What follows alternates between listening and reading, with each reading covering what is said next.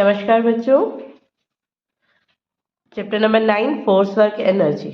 हम फोर्स के बारे में रीड कर चुके हैं, effect of the force, types of the force कर चुके हैं। Now we are going to start fifth type of force. Fifth type of force, fifth type is force of friction, जिसे हम घर्षण बल भी बोल देते हैं। When you roll a ball over a floor, it gradually slow down and finally stop. जब हम कोई किसी भी बॉल को ग्राउंड में थ्रो करते हैं तो वो एक टाइम पर आके स्लो हो जाती है, स्लो होने के बाद क्या हो जाती है, रुक जाती है। In the same way when you stop pedaling your cycle, it gradually slow down and stop. जैसे हम साइकिल के पेडल जैसे ही पेडलिंग करना बंद करते हैं, साइकिल स्लो होकर स्टॉप हो जाती है। Why do they stop? वो रुकते क्यों हैं, हमें आप इसी के बारे में ही पता करेंगे। Okay, now they stop because of the force act between the ball and the floor that slow down the ball. वो स्लो क्यों होता है? क्योंकि एक फ्रिक्शन होता है बॉल और हमारे जो सरफेस है फ्लोर, उनके बीच में एक फोर्स रिलीज होता है। वो फोर्स क्या कहलाता है? This force is called frictional force या फोर्स ऑफ फ्रिक्शन। उस फोर्स को हम घर्षण बल भी बोल देते हैं। क्यों? क्योंकि जो फोर्स फ्रिक्शन फोर्स है वो क्या करता है, बॉल को अपनी तरफ अट्रैक्ट करता है और बॉल उस डायरेक्शन में जा रही होती है, तो उसकी वजह से क्या हो जाता है, बॉल धीरे धीरे धीरे स्लो हो जाती है और स्लो होके स्टॉप हो जाती है। Thus, a force that slow down the movement of objects on a surface is called the force of the friction.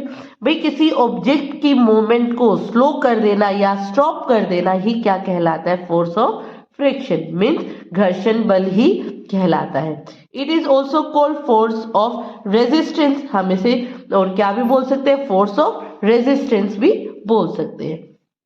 अब इस चीज के कुछ बेनिफिट्स भी हैं और कुछ डिसएडवांटेज भी हैं। अब क्यों है?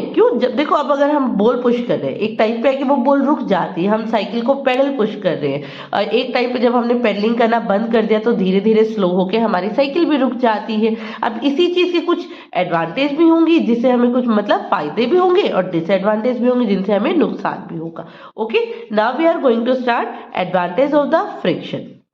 It helps us to walk. अब ये ऑब्वियस है, एक फ्रिक्शन है जो हमें हेल्प करता है चलने में, जो हमारे लेग्स और जो अर्थ का सरफेस है उसके उनके बीच में ही काम करता है। We can't walk easily on a very smooth surface और a wet floor because there is less friction and we may slip over the floor. आपने नोटिस किया होगा घर पे, जब हमारा फ्लोर का सरफेस बिल्कुल स्मूथ होता है तो हम नॉर्मली भी उस पर स्लिप हो जाते हैं, हम उस पर इजली चल नहीं पाते। हमारे जो शूजेज होते हैं वो कभी इधर कभी उधर कभी उधर इस तरीके से स्लिप होते जाते हैं। क्यों? क्योंकि because of the less friction, वहां पे जो हमारा घर्षण बल है, फ्रिक्शन है, वहां पे बहुत कम होता है। Because of the smooth surface means हमें यहाँ से दो चीजें पता चलती। स्मूथ सरफेस में हमारा फ्रिक्शन क्या होता है? बहुत ही ज्यादा कम होता है। और इसी रीजन की वजह से जो सरफेस और जो हमारे लेग्स के जो शूजेज होते हैं, शूज और फ्लोर के बीच में जो फ्रिक्शन होता है वो कम हो जाए, और इसी की वजह से हम क्या हो जाते हैं?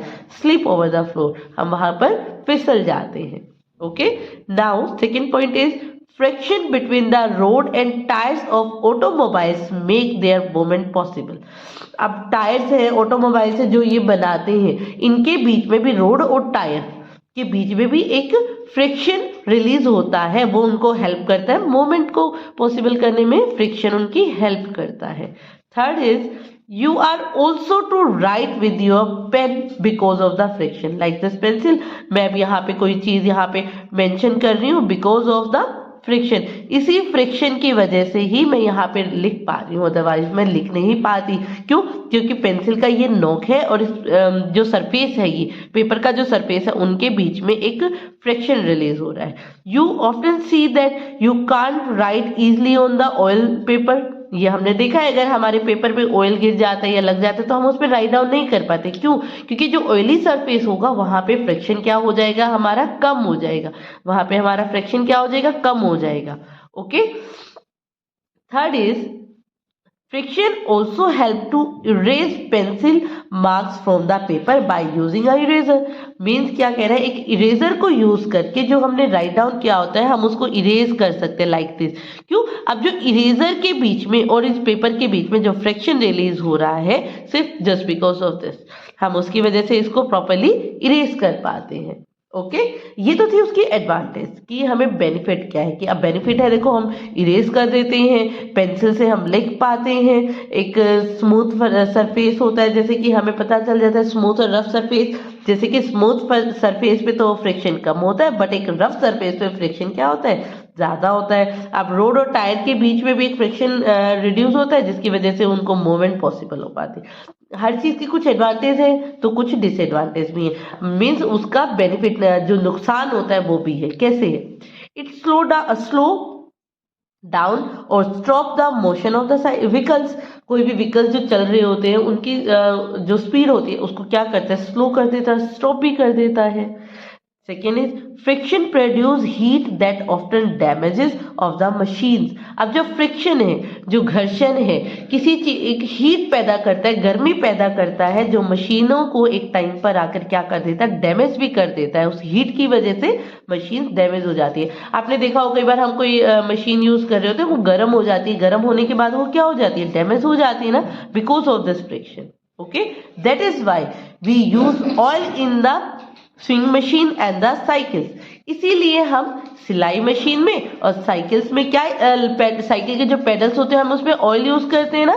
मम्मा को देखा होगा, मम्मा सिलाई मशीन में ऑयल डालती है, क्योंकि वो जैसे जैसे वर्क करता है, वर्क करने से वो क्या होता है, डैमेज होने के उनके चांसेस इंक्रीज हो जाते हैं। बस ऑयल डालने के बाद वो क्या हो जाता है, नॉर्मल हो जाता है। Okay third is friction also damage the tyres of the vehicles and sole of our shoes. अब फ्रिक्शन क्या करता है, जब टायर्स होते हैं, आपने कभी नोटिस किया होगा काफी टाइम टायर्स जब रोड पर मूविंग होते हैं, मतलब चल रहे होते हैं, तो उनका जो टायर्स का होता है एक बैलेंस चेंज हो जाता है, वो रफ होना स्टार्ट हो जाते हैं। इसलिए अगर पापा को देखा होगा वो गाड़ी के टायर्स भी चेंज करवाते होंगे। वो टायर्स इसीलिए चेंज होते हैं, क्यों? क्योंकि टायर्स और जो रोड के बीच में फ्रिक्शन पैदा होता है उसकी वजह से टायर्स क्या हो जाते हैं, रफ होना, खराब होना स्टार्ट हो जाते हैं, डैमेज हो जाते हैं। सेम एज हमारे शूज के हमारे शूज के सोल्स के बारे में अगर आपने कभी सोचा होगा, जब हम बिल्कुल ऐसे अपने शूजों को रब कर करके चलते हैं ना रोड पर, तो वो क्या हो जाते हैं, नीचे से बिल्कुल रफ हो जाते हैं, डैमेज हो जाते हैं। क्यों? क्योंकि वो सोल का जो नीचे वाला सोल हो गया और जो हमारा अर्थ हो गया, उनके बीच में जो फ्रिक्शन बन रहा है, बिकॉज ऑफ दिस वो फ्रिक्शन क्या कर रहा है, उसको डैमेज कर रहा है। ओके ये तो था फोर्स ऑफ फ्रिक्शन, उसके एडवांटेज भी और डिसएडवांटेज भी। आई होप ये आपको समझ आ गया होगा। यहाँ पे हमारे type of the force finish हो जाता है, आगे हम नेक्स्ट पार्ट स्टार्ट करेंगे हमारा। Okay thank you everyone.